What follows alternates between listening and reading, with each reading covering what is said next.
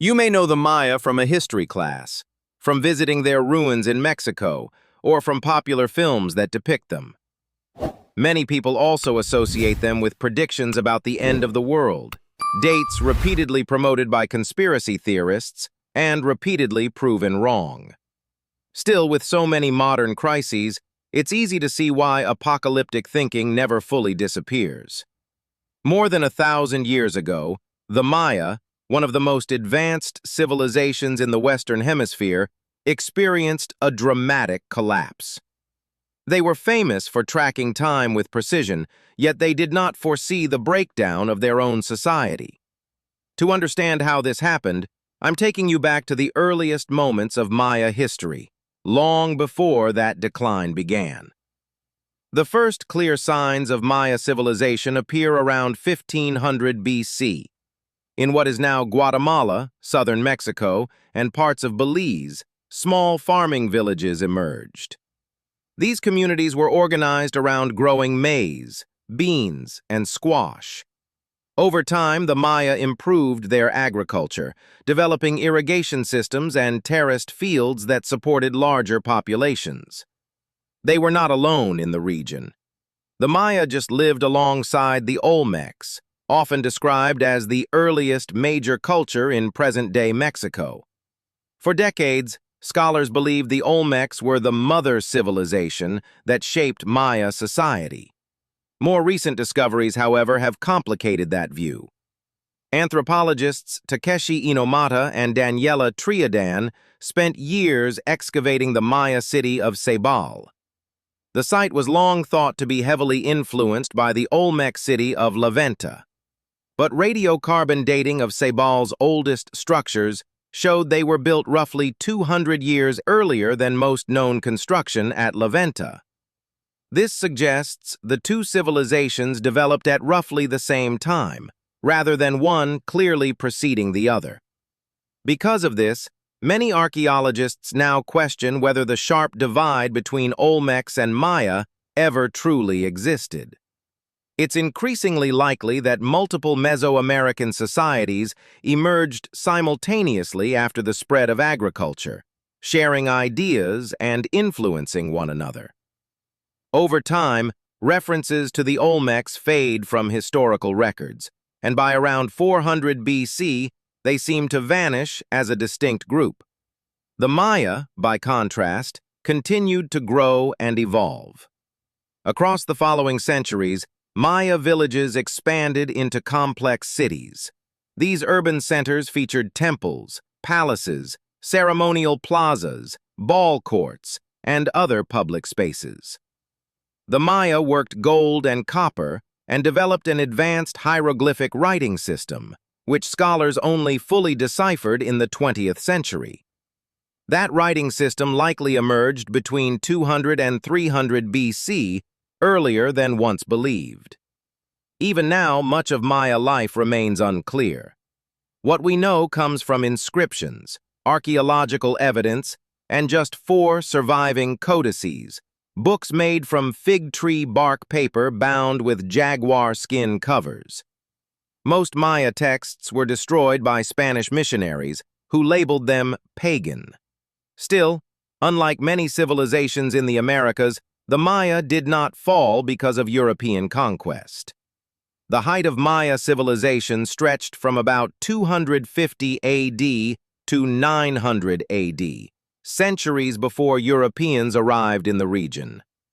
To understand why this powerful society collapsed, we first have to understand how it rose. At their height, the Maya achieved major breakthroughs in astronomy, architecture, and timekeeping. Their calendar system was among the most complex ever created, built on careful observation of the sky. They used 2 calendars at the same time, one with 18 months of 20 days and another called the long count, which tracked time in large units known as baktuns. The long count later became linked to claims that the world would end in 2012. The calendar itself never said that. What it actually recorded was a full creation cycle lasting 13 baktuns, with the final one ending on December 21, 2012. That date marked the completion of a cycle, not the destruction of the world. That interpretation becomes even weaker when you look closer. The Maya used even larger units of time that extended millions of years beyond 2012. Their understanding of time was expansive, not apocalyptic. And while their calendars were precise, they were only one part of a much broader scientific and cultural system. The Maya also built massive stone pyramids, many of which still stand today at sites like Chichen Itza, Tikal, Palenque, and Tulum. Some of these structures were directly tied to astronomy. At Chichen Itza, a round, tower-like building known as El Caracol sits atop a platform and closely resembles an observatory. While it held no telescopes, its alignment matches the movements of Venus with remarkable accuracy. From these elevated positions, Maya astronomers and priests could observe the sky above the dense jungle canopy. Tracking celestial motion mattered deeply because the Maya believed the gods controlled events on Earth through the movements of planets and stars. Time itself was seen as cyclical, repeating patterns rather than a straight line. That belief extended into their creation stories.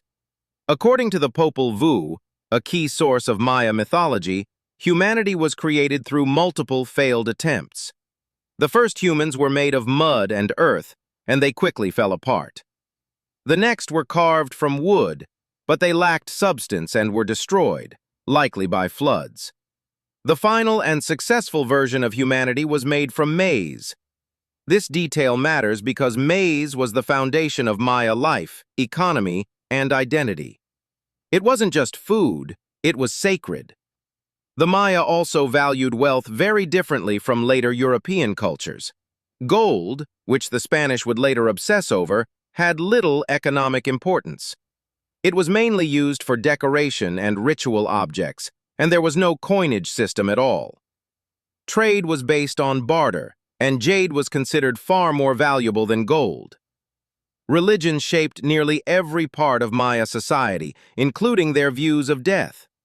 The afterlife was divided into a 13-level heaven and an underworld called Xibalba, made up of 9 layers ruled by death gods. Souls were believed to endure a long and dangerous journey before reaching the upper realms. There was, however, a shortcut. Those who died as sacrificial victims, those killed in ritual ball games, and women who died in childbirth were believed to ascend directly to the highest level of heaven. The reward was immediate salvation. The cost was extreme. Sacrificial victims were painted blue, dressed in ceremonial gear, restrained by 4 attendants representing the cardinal directions, and had their hearts removed. Often they were then beheaded. These rituals took place atop temple pyramids, in full view of the people and the gods, as an offering of blood meant to sustain the cosmic order. Animals were also sacrificed, but human blood was considered the most powerful offering. Human sacrifice marked major events, such as the dedication of a new temple, the ascension of a ruler, or the outcome of a ritual ball game believed to carry enormous spiritual weight. Pause. Ball courts have been found in many Maya cities, typically shaped like a capital I. One court at Chichen Itza is longer than a modern football field. These games were not recreational. Like most aspects of Maya life, they were tied directly to religion and mythology. The game was believed to mirror a myth involving the hero twins Hun Hunahpu and Xbalanque, and symbolized the struggle between light and darkness. Players could strike the ball only with their right hip, elbow, or knee. The rubber ball weighed roughly 6 to 9 pounds and could never touch the ground. Teams usually had 2 to 6 players. The offensive side aimed to return the ball to the opposing team, ideally by passing it through a small stone ring mounted high on the court wall, while the defense tried to force a mistake. This is where sacrifice enters the picture. Some historians believe the losing team was ritually executed, or that a captured noble was killed in their place. Others argue this has been overstated, suggesting only a few captives were sacrificed afterward, individuals who were already destined for that fate. Regardless, The ball game clearly held deep religious meaning, and courts appear across the entire Maya world. This shared belief system can make the Maya seem like a single unified empire, but that wasn't the case. Maya society was divided into independent city-states, similar to ancient Greece, and they often competed or fought with one another. Most cities were ruled by a local leader known as an Ajah, though not all followed that model. One exception was Seren, a village in what is now El Salvador, buried by a volcanic eruption around 600 AD. Excavations there show no signs of an elite ruling class, suggesting a communal social structure. Still, across most of the region, powerful rulers dominated political life. Some, like Pakal of Palenque, were buried inside monumental pyramids built specifically for them. Pakal was entombed with jade, elaborate funerary masks, and the remains of several human sacrifices placed beside him. Maya rulers, it seems, were not expected to face death alone. One of the most powerful Maya cities centuries earlier was Canquén. Archaeological evidence shows it remained wealthy and active until about 800 AD, after which signs of occupation disappear. One of the last carved monuments depicting its ruler dates to 795 AD, making the city a key case study in understanding the collapse. Evidence suggests Canquén was violently attacked around that time. Archaeologists uncovered 38 bodies showing severe trauma, including members of the royal family, buried alongside their jewelry. The city appears to have been destroyed in a sudden act of mass violence. Some Maya cities may indeed have fallen to attack, but that alone doesn't explain the broader collapse. Signs of decline appear well before the civilization disappeared. The process unfolded over roughly a century, affecting regions at different times. In some places, though, it looks as if people simply abandoned their cities. At Bonampak, for example, a building famous for its murals depicts a victorious battle dated to around 791 AD. Then, without explanation, the artwork abruptly ends. In Bonampak, parts of the murals remain unfinished. Faint preliminary sketches are still visible on sections of bare wall, showing the artists intended to continue. Instead, they stopped and never returned. Aguateca, in present-day Guatemala, tells a similar story. There, builders and sculptors were in the middle of constructing a temple when work suddenly ceased. Sections of stone stele had already been smoothed, clearly prepared for detailed carvings that were never added. What makes this more unsettling is that, in the years before Aguateca was abandoned, its residents built new defensive features, palisades and fortifications, suggesting they expected violence. The same pattern appears across much of the Maya region, not just in a handful of cities. The collapse seems to have begun around the Petexbatun area and then spread across the Usumacinta River basin. Scribes stopped recording events. Sculptors stopped carving monuments. Buildings and artworks were left incomplete. Yet the Maya people themselves did not vanish. Their descendants still live across Mexico and Central America today, speaking Maya languages, often alongside Spanish. Around 7 million people identify as Maya, living in Guatemala, Belize, El Salvador, parts of Honduras, and especially the Yucatan Peninsula. In the Yucatan alone, between 750,000 and 1.2 million people still speak a Maya language. The number of people with Maya ancestry is far higher, even if many no longer speak the language. Mexico's National Statistics Agency estimates that about 60% of Yucatan's population speaks Maya. In Guatemala, roughly 42% of the population is of Maya descent, though they continue to face widespread discrimination. So if the people survived, what happened to the cities and the political system that held them together? The Maya were not wiped out by conquest or disease at this stage. While European diseases like smallpox later caused devastating losses, they do not explain the earlier collapse. Instead, historians point to several overlapping causes. One leading theory is overpopulation. Tikal, the largest Maya city, reached roughly 50,000 inhabitants by the early 9th century. By modern standards, that seems small, but given Maya farming methods and available land, that population would have placed enormous strain on food production. Shortages could have led to unrest, famine, and migration away from city centers. Another theory reinforces this explanation. Researchers have found evidence of severe drought affecting the Maya lowlands at the very moment population levels peaked. Sediment cores taken from Lake Chichen-Canab in the Yucatan reveal long-term climate changes during the Classic period. A research team led by Nicholas Evans at Cambridge University analyzed oxygen and hydrogen isotopes in those sediments. Their findings show not just one drought, but repeated periods of low rainfall stretching across roughly 400 years. During the most severe phases, annual rainfall dropped by 41 to 54%. This helps explain why Maya cities collapsed so rapidly in some areas. After enduring earlier droughts, the Maya likely lacked the food reserves needed to survive yet another prolonged dry period. When water failed and crops collapsed, the foundations of their urban world began to give way. The final drought that helped bring Maya cities down was likely worsened by their own practices. Maya farmers relied on slash-and-burn agriculture. To grow enough maize for a rising population, they cleared large areas of forest. Trees were also cut for fuel and construction.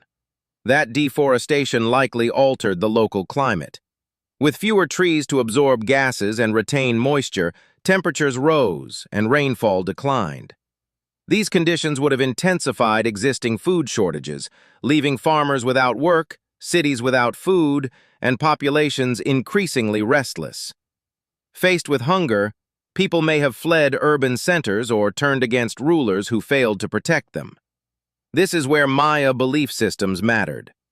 Ajahs and elite rulers were seen as having divine responsibilities, tasked with keeping the gods satisfied to ensure prosperity. If crops failed and conditions worsened, people may have believed their rulers had lost divine favor. That loss of faith could have fueled rebellion, meaning some cities may have been abandoned from within rather than destroyed by invaders.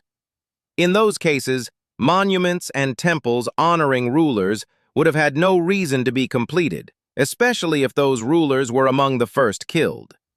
Still, defensive fortifications found at several sites suggest external threats as well. Some historians believe cities were attacked not by foreign peoples, but by rival Maya city-states.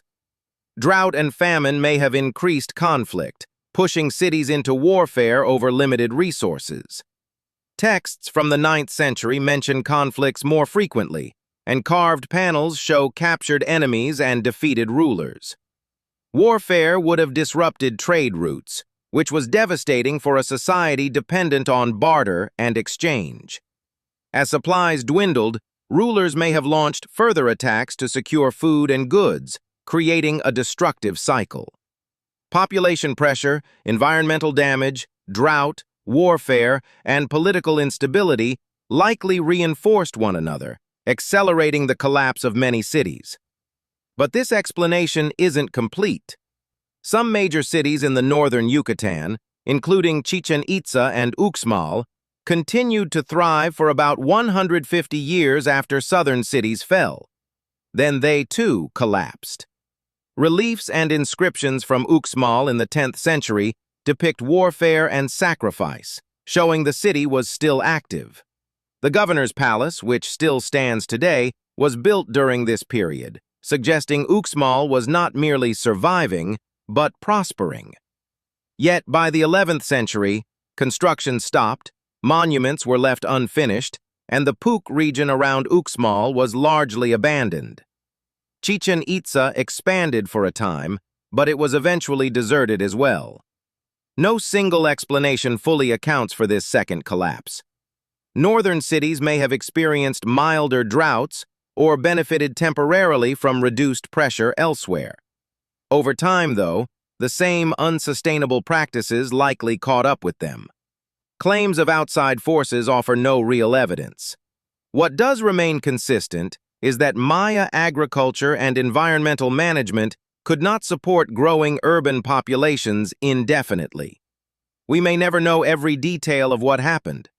Still, the most convincing explanation is a convergence of human-driven environmental change, overpopulation, conflict, and political breakdown. Together, they undermined a civilization that had thrived for centuries. What endured, however, was the Maya people themselves. Today, millions continue to preserve traditional rituals, clothing, farming methods, crafts, and family names. In that sense, Maya culture never truly vanished. It adapted and survived long after the cities fell.